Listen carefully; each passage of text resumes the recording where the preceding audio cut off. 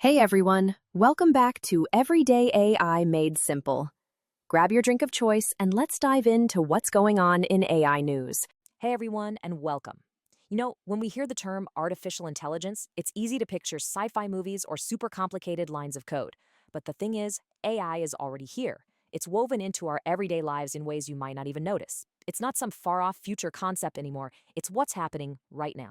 So today, we're going to pull back the curtain and look at how AI is showing up as our assistant, our coworker, and maybe even our competitor. Let's get into it. Seriously, just take a second to think about your morning. Did you ask a smart speaker for the weather report? Unlock your phone with your face? Did your music app just know the perfect playlist to get you going? Yep, every single one of those things is powered by AI. It's like this invisible engine running in the background of our lives. And trust me, its role is only getting bigger. Okay, so let's start where AI gets really personal, our lives as consumers. For years, pretty much our entire online experience has been about one thing: the search bar. You type something in, you get a long list of stuff back. Well, AI is basically tearing up that old rulebook and turning those boring searches into actual conversations. And you can see this shift happening all over the place. Take Spotify's AI DJ. It used to be kind of a one-way street, right? It just served up songs it thought you might like. But now it's a two-way conversation. You can be on a quiet train or sitting in a library and just text it, "Hey, play some chill electronic music," or "I need some 90s rock." It even works in English and Spanish. It's becoming a DJ that actually listens to you. This whole idea of just chatting to get things done is exploding in the world of shopping. Walmart is pioneering this thing they call agentic commerce. So imagine you're planning a birthday party. Instead of searching for chips and then soda and then balloons, you could just chat with an AI and say, "I'm hosting a party for 10 kids this weekend. Help me get everything I need." The AI does the rest, from suggestions all the way to checkout. It's a huge shift from a simple search bar to a real shopping partner. And listen, this isn't just some little gimmick. When the CEO of a giant like Walmart says something like this, it signals a massive industry-wide earthquake. What he's really saying is that the very foundation of how we've shopped online for decades, it's about to become a thing of the past. This is about completely changing the game, and they're teaming up with AI leaders like OpenAI to do it. So that's what's happening now. The future is looking even more, well, personal. The company Honor just showed off a concept for a robot phone. I'm talking about a phone with a little motorized camera that can actually pop out, look around, and react with sounds.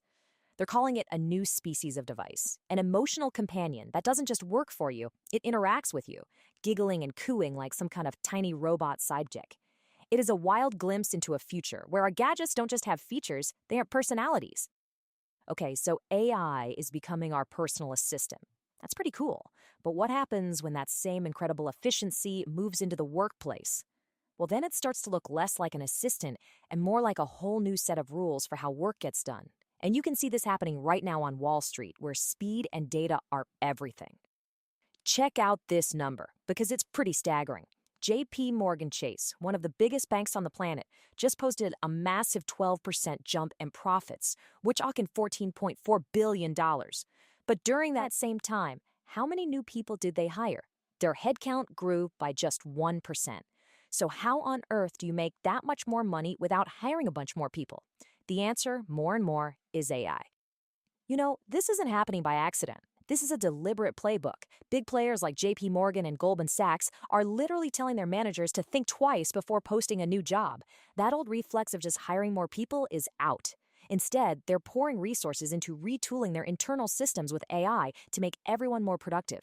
This means automating a lot of those back office and middle office jobs, the ones that handle processing and support so they can do more business without a bigger payroll.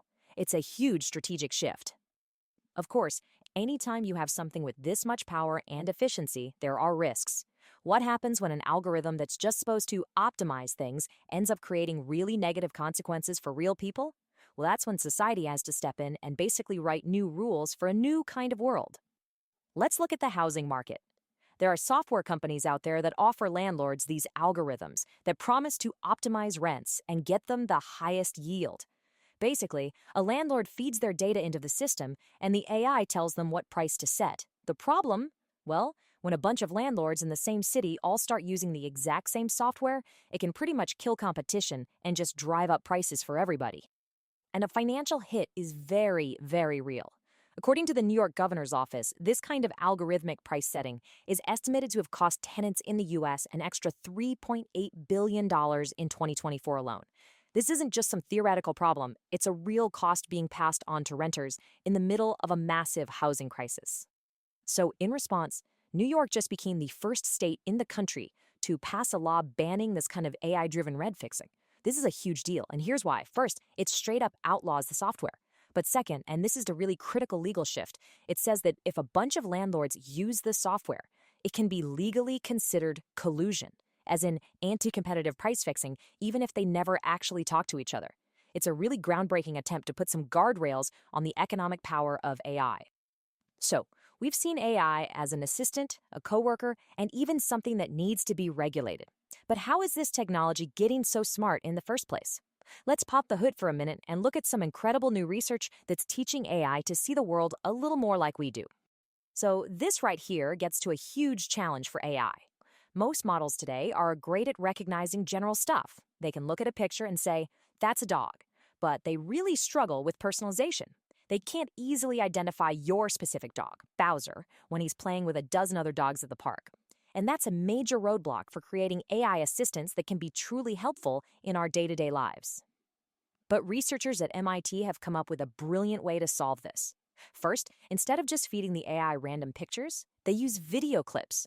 This shows the AI the same object, let's say a specific tiger, over and over again from different angles and in different lighting. That gives it crucial context. But here's the really clever part. They realized the AI was kind of cheating by using knowledge it already had. So to stop that, they gave the objects fake names, like calling the tiger Charlie. The AI has no clue what a Charlie is, so it's forced to learn what it looks like from the video itself, not from a label it already knows. And the results? Well, they really speak for themselves. By training AI models with this new method, the researchers were able to boost the AI's accuracy in finding these personalized objects, but up to 21%. That is a massive leap forward. It's what paves the way for an AI that could actually find your lost keys in a messy room, or keep an eye on your specific cat in the backyard. So, when you look at the whole picture, from our Spotify playlists and our Walmart shopping carts to the trading floors of Wall Street and the government halls in New York, all the way to the research labs at MIT, it's so clear that our relationship with AI is really just beginning. It's a technology that is somehow becoming more personal, more powerful, and more in need of our attention all at the same time. And that really brings us to the big question, doesn't it? As we've seen, AI is already playing all of these roles. It's a co-pilot helping us shop, a potential companion that might giggle back at us one day, and yeah, a competitor for certain jobs. The answer, it seems, is all of the above. And the real challenge ahead isn't about picking just one role for AI, but figuring out how we're going to navigate a future where it's playing all of them at once. Thanks so much for joining me. Thanks for sticking with me through this whirlwind tour. If you found this helpful, hit subscribe, and I'll catch you next time on Everyday AI Made Simple.